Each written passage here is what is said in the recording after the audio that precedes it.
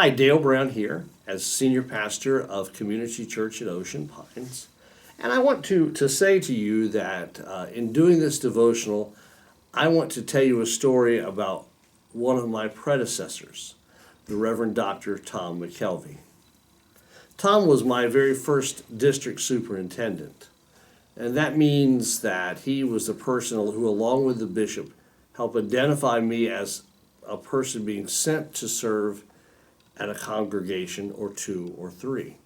My first appointment was at Whaleyville, New Hope. So I had Whaleyville United Methodist Church, I had New Hope United Methodist Church, and I had St. Martin's United Methodist Church in St. Martin's Village. And I was still trying to figure all this liturgical church stuff out, and I've now come to love it, but I'm still trying to get my arms around it.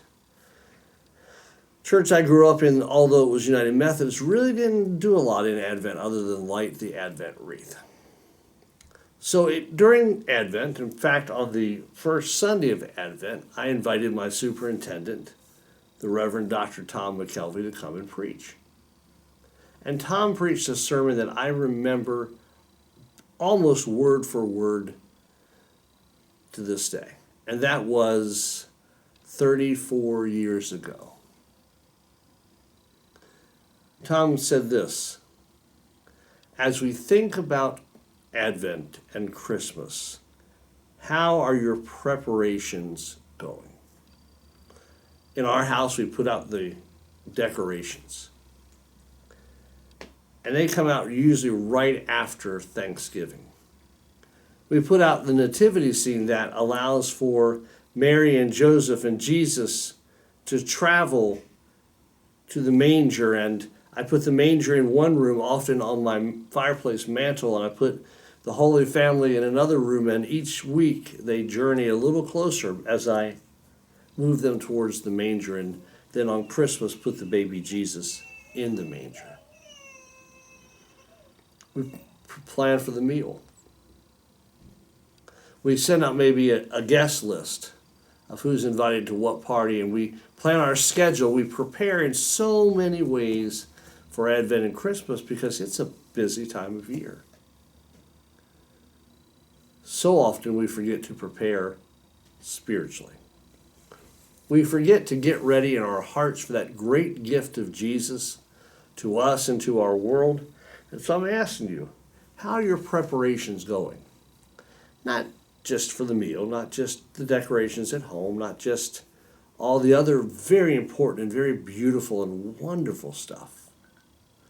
How are your preparations going for Jesus coming into the world, coming into your heart and mind?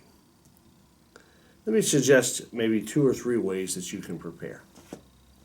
First, we at Community Church are mimicking what we did last year, and we're inviting you to read each day a chapter from the Gospel of Luke. It is the gospel that has the best nativity story. Doesn't have all the details. Matthew has some as well. But it's that wonderful story about Mary and Joseph and the birth of Jesus. And Luke has the shepherds out watching. Matthew, of course, has the wise men. So read a chapter a day from the Gospel of Luke.